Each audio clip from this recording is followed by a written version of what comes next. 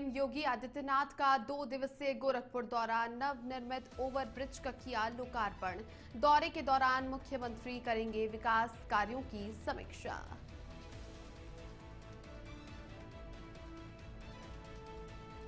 उन्नाव में ईडी ने अनुराग द्विवेदी के ठिकानों पर की छापेमारी। फैंटेसी ऐप से मिली सफलता के साथ विवादों में घिरे लॉरेंस बिश्नोई गैंग से जान का खतरा, धमकी का आरोप।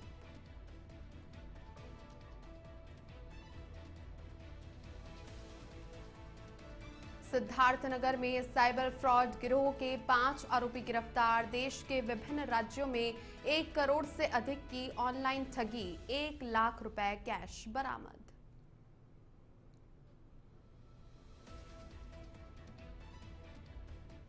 नमस्कार, वंदे भारतम इंडिया अहेड देख रहे हैं आप और आपके साथ हूं मैं छवि फागना। चलिए बुलेटिन की शुरुआत करते हैं। देखिए, मुख्यमंत्री योगी आदित्यनाथ 2 दिवसीय दौरे पर गोरखपुर पहुंचे और सीधे गोरखनाथ क्षेत्र स्थित आरपीएफ ग्राउंड में भव्य समारोह के बीच धर्मशाला गोरखनाथ मंदिर मार्ग पर बने नवनिर्मित ओवरब्रिज का लोकार्पण किया।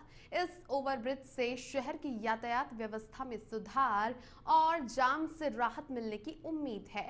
खासकर धर्मशाला, गोरखनाथ मंदिर और नेपाल सीमा की ओर जाने वाले मार्गों पर लोकार्पण के बाद मुख्यमंत्री ने उपस्थित लोगों को संबोधित किया। इसी अवसर पर सांसद रवि किशन, मेयर, विधायकगण और प्रशासनिक अधिकारी भी मौजूद रहे। ओवरब्रिज का उद्घाटन किया गया सीएम के द्वारा। इसके अलावा मुख्यमंत्री के दौरे के दौरान मुख्यमंत्री विकास कार्यों की भी समीक्षा करते हुए नजर आए। इसके अलावा गोरखपुर के 2 दिवसीय दौरे के दौरान जनसभा को भी मुख्यमंत्री योगी आदित्यनाथ ने संबोधन किया और आरपीएफ ग्राउंड में ये पूरा भव्य समारोह का आयोजन किया गया।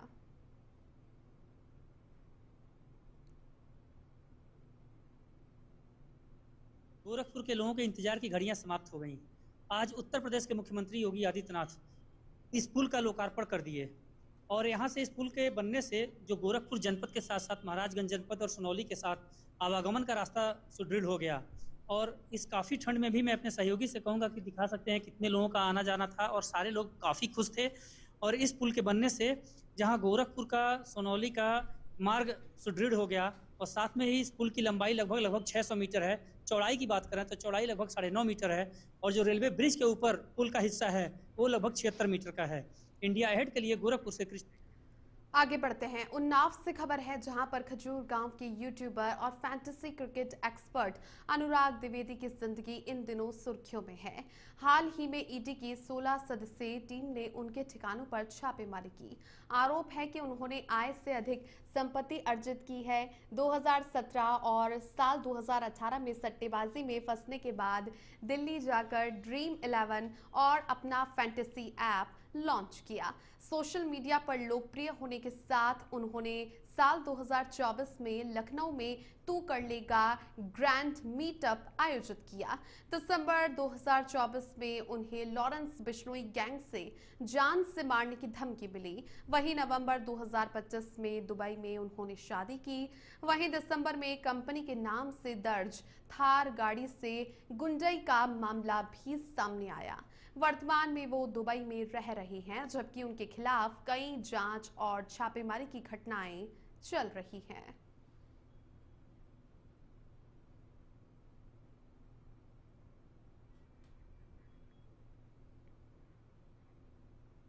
देखिए, सिद्धार्थनगर पुलिस ने साइबर फ्रॉड गिरोह का खुलासा करते हुए 5 आरोपियों को गिरफ्तार किया है। कपिल वस्तु थाना पुलिस की कार्रवाई में सामने आया कि ये गिरोह देश के 35 राज्यों में 1 करोड़ 7 लाख 3,720 से अधिक की ऑनलाइन वित्तीय धोखाधड़ी में शामिल थे। पुलिस के अनुसार जून 2024 से समन्वय पोर्टल पर दर्ज शिकायतों के विश्लेषण के बाद गिरोह की पहचान की गई। आरोपी ऑनलाइन ठगी से प्राप्त धनराशि को म्यूल खातों में स्थानांतरित कर उसे निजी खर्चों में उपयोग कर रहे थे। साथ ही कार्रवाई के दौरान पुलिस ने आरोपियों के पास से 98,200 रुपए नकद, 7 मोबाइल फोन, 1 मोटरसाइकिल और 1 कार बरामद की। पकड़े गए आरोपियों में शहजाद खान, आशीष कुमार मिश्रा, परवेज, अब्दुल अहद, मोहम्मद वसीम शामिल है। सभी आरोपियों के खिलाफ थाना कपिलवस्तु में मुकदमा दर्ज कर आवश्यक विधिक कार्रवाई पूरी करते हुए कोर्ट में पेश किया गया। पुलिस अधीक्षक डॉक्टर अभिषेक महाजन ने बताया कि गिरफ्तार आरोपियों ने ऑनलाइन वित्तीय धोखाधड़ी के माध्यम से देश के विभिन्न राज्यों के नागरिकों को ठगी का शिकार बनाया। उन्होंने कहा कि ये कार्रवाई साइबर अपराधियों के खिलाफ चल रहे अभियान की एक महत्वपूर्ण सफलता है और साथ ही भविष्य में भी इसी तरह के अपराधों पर सख्त कार्रवाई जारी रहेगी।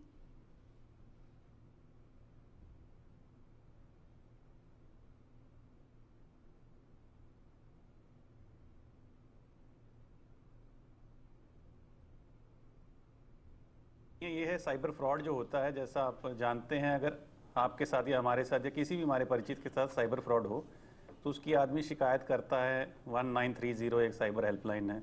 उसके बाद NCRP पोर्टल है एक भारत सरकार का, जिसकी फुल फॉर्म है national cyber crime reporting portal. उस पोर्टल में आदमी बताता है कि मेरे साथ ये फ्रॉड हुआ, इतना पैसा मेरा चला गया और ये उसका विवरण था। उस पर फिर पोर्टल में ही ऐसी सुविधाएं हैं, वो पता चल जाता है किस खाते में गया है। उस खाते का जब पता चलता है तो पोर्टल से मालूम पड़ता है कि इस खाते की जांच की जाए। उसी संबंध में ये देखिए, बुलंदशहर के अनूप शहर क्षेत्र के मोहल्ला पोखर में बिल्डिंग मटेरियल व्यापारी के घर 3 से 4 बदमाश फर्जी CBI अधिकारी बनकर घुस गए। उन्होंने परिवार के मोबाइल फोन जब्त कर एक कमरे में बंद किया और करीब 5 लाख रुपए नकद और जेवरात लूटकर फरार हो गए। वारदात फिल्म स्पेशल 26 की तर्ज पर की गई थी, जिससे पुलिस महकमे में हड़कंप मच गया। मौके पर आला अधिकारी पहुंच गए और पीड़ित परिवार से पूछताछ कर रहे हैं। इलाके में पुलिस ने नाकाबंदी कर बदमाशों की तलाशी तेज कर दी है।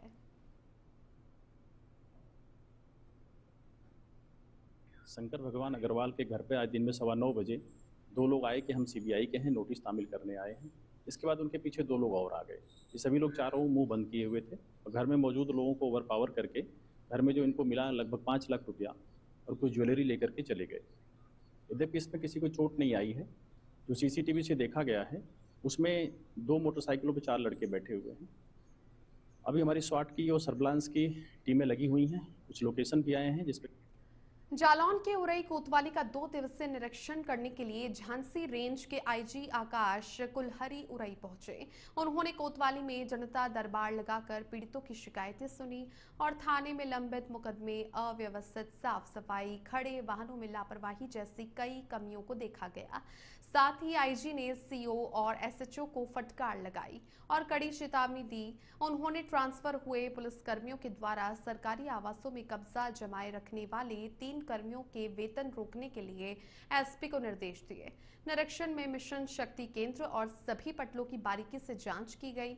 दौरे के अंत में IG ने चौकीदारों से मुलाकात कर कंबल, टॉर्च और छाता वितरित किए।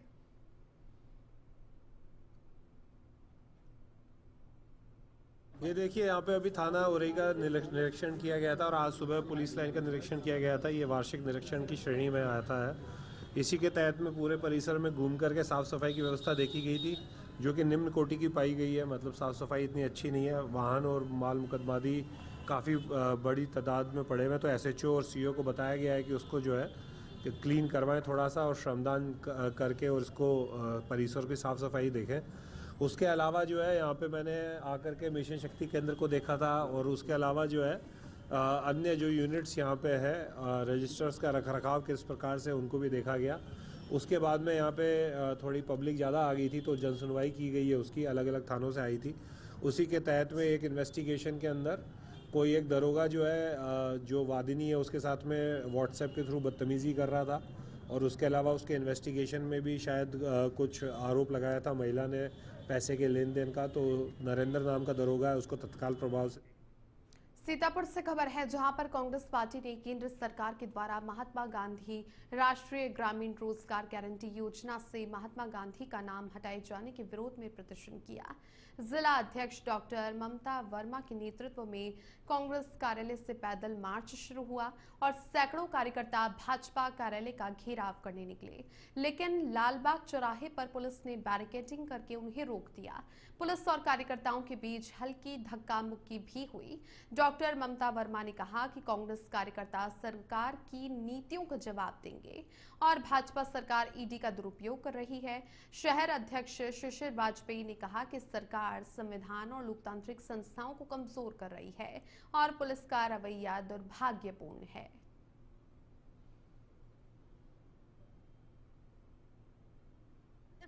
और जो भाजपा सरकार है इसके ईडी के द्वारा इन्होंने जिस तरीके के आरोप हमारे पार्टी के शीर्ष नेतृत्व माननीय सोनिया गांधी जी पर और राहुल गांधी जी पर जो आरोप लगाने का प्रयास किया था उसको माननीय न्यायालय ने पूरी तरीके से खारिज कर दिया है। और आज ये दिन जो है हमारा असत्य पर सत्य का जीत है। इस जश्न को हम सभी कांग्रेस के कार्यकर्ताओं ने, पदाधिकारी गणों ने इस जश्न को मनाया है और हम सभी कांग्रेस पार्टी के जो कार्यकर्ता गण है, जो पदाधिकारी गण है, हम इस पार्टी के, हमारे राहुल गांधी के हम बब्बर शेर है और हम डरने वाले लोगों। और इधर सोनभद्र में पुलिसकर्मियों का मिशन शक्ति अभियान फेज 5.0 पर लिखित परीक्षा आयोजित की गई और देखिए इसका उद्देश्य महिला अपराध रोकथाम, पीड़िताओं को त्वरित सहायता और मिशन शक्ति केंद्रों के सुचारू संचालन के लिए पुलिसकर्मियों की जानकारी और संवेदनशीलता का आकलन करना था। परीक्षा पुलिस लाइन चुर्क पर सुबह 9 बजे से 10 बजे तक संपन्न हुई, जिसमें सभी प्रभारी निरीक्षक, थाना अध्यक्ष, उप निरीक्षक, आरक्षी और महिला आरक्षी शामिल हुए।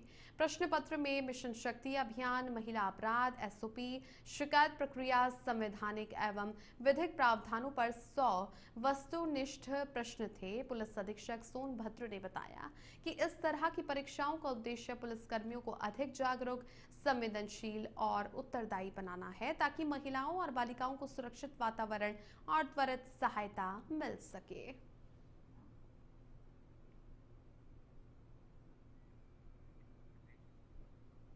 खबर है जहां पर 8 थाना में तैनात दरोगा नरेंद्र कुमार पर पीड़ित महिला से व्हाट्सएप चैटिंग करने और पारिवारिक विवाद के सिलसिले में महिला पर दबाव डालने के गंभीर आरोप लगे।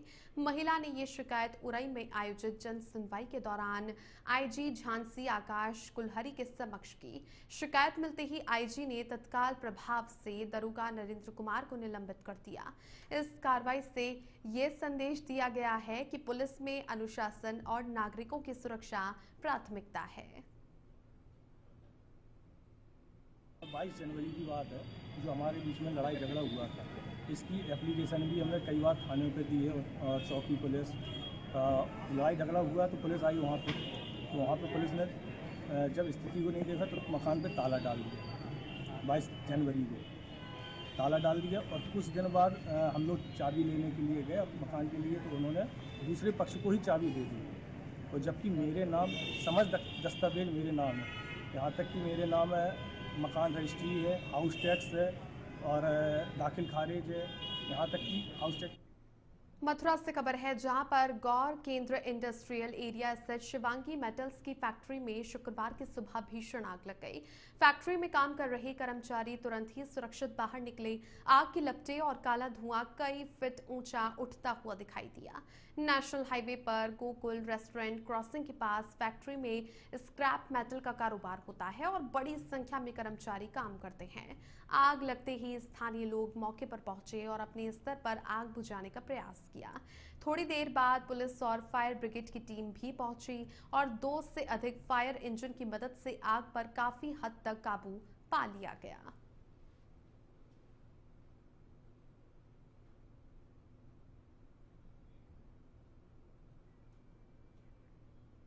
तो स्थानीय लोगों ने खुद आग बुझाने की कोशिश की। पुलिस और फायर ब्रिगेड की टीमें जब पहुंच जाती हैं उसके बाद में आग पर काबू पाया गया। शिवांगी मेटल्स की फैक्ट्री में ये आग लगी और कर्मचारी आग लगने के बाद में सुरक्षित बाहर निकल आए। आग बुझाने का लगातार प्रयास किया गया और जो आग की लपटें थी इसका काला धुआं कई फीट ऊंचा दिखाई दे रहा था। अब ऐसे में स्थानीय लोगों ने खुद ही आग बुझाने की कोशिश की, प्रयास जारी रहे और इसके बाद में पुलिस और फायर ब्रिगेड की टीमों को सूचना दी गई। पुलिस और फायर ब्रिगेड की टीमें पहुंचती है और कड़ी मशक्कत के बाद में आग पर काबू पा लिया गया। नोएडा से खबर है जहां पर साइबर क्राइम थाना पुलिस ने शेयर मार्केट में निवेश करके मुनाफा कमाने के नाम पर देश भर में करीब 35 करोड़ रुपए से ज्यादा की ठगी करने वाले चाइनीज साइबर ठग गिरोह से जुड़े हुए एक अभियुक्त को गिरफ्तार किया। पुलिस ने 17 दिसंबर 2025 को सूचना के आधार पर कार्रवाई करते हुए 12 करोड़ रुपए की ठगी के मामले में सुधाकर गर्ग को रोहतक हरियाणा से गिरफ्तार किया। पीड़ित की तहरीर पर 3 दिसंबर 2025 को थाना साइबर क्राइम नोएडा में मामला दर्ज किया गया था, जिसमें साइबर अपराधियों के द्वारा शेयर मार्केट में निवेश के नाम पर धोखाधड़ी की गई थी। पुलिस ने त्वरित कार्रवाई करते हुए संदिग्ध बैंक खातों को फ्रीज करवाया। इस मामले में पहले ही 4 अभियुक्तों को गिरफ्तार करके जेल भेजा जा चुका है, जिनमें 2 को मुंबई पुलिस और 2 को हैदराबाद पुलिस ने पकड़ लिया था। पुलिस पूरे नेटवर्क की जांच में जुटी हुई है। देश भर में 35 करोड़ से ज्यादा की ठगी की गई और ऐसे में साइबर क्राइम पर पुलिस ने बड़ी कार्रवाई को अंजाम दिया गया। 12 करोड़ का शेयर मार्केट में ठगी करने वाला आरोपी गिरफ्तार हो चुका है और चाइनीज साइबर ठग गिरोह ये था, इनसे जुड़े हुए अभियुक्त को भी पकड़ लिया गया है और ठगी से जुड़े हुए तमाम जो बैंक खाते थे उन्हें फ्रीज भी कर दिया गया है। कुछ समय पूर्व थाना साइबर क्राइम गौतम बुद्ध नगर में एक अभियोग पंजीकृत किया गया था, जिसमें पीड़ित से इन्वेस्टमेंट के नाम पर 12 करोड़ रुपयों की ठगी की गई थी। विवेचना के क्रम में थाना साइबर क्राइम गौतम बुद्ध नगर द्वारा एक अभियुक्त को गिरफ्तार। इधर हापुड़ में हाईवे पर बिना फिटनेस और परमिट के दौड़ रही कबाड़ बस से यात्रियों की जान के लिए बड़ा खतरा बनी हुई है। वहीं यात्री अपनी जान जोखिम में डालकर सफर करने को मजबूर है। परिवहन विभाग और हापुड़ पुलिस की नाक के नीचे इन बसों का खुलेआम संचालन हो रहा है, लेकिन कार्रवाई के नाम पर जिम्मेदार अधिकारी पूरी तरह नाकाम नजर आ रहे हैं। इनके संचालक हाईवे पर ही बसें रोककर सवारियां बिठाते और उतारते हैं, जिससे आए दिन हादसों का खतरा बना रहता है। यात्रियों का आरोप है कि जिम्मेदार अधिकारी सिर्फ कागजों में अभियान चलाकर अपनी जिम्मेदारी पूरी कर रहे हैं और जेब भरने के चक्कर में यात्रियों को मौत के मुंह में धकेला जा रहा है, जिससे विभागीय अधिकारियों की भूमिका पर गंभीर सवाल खड़े हो रहे हैं।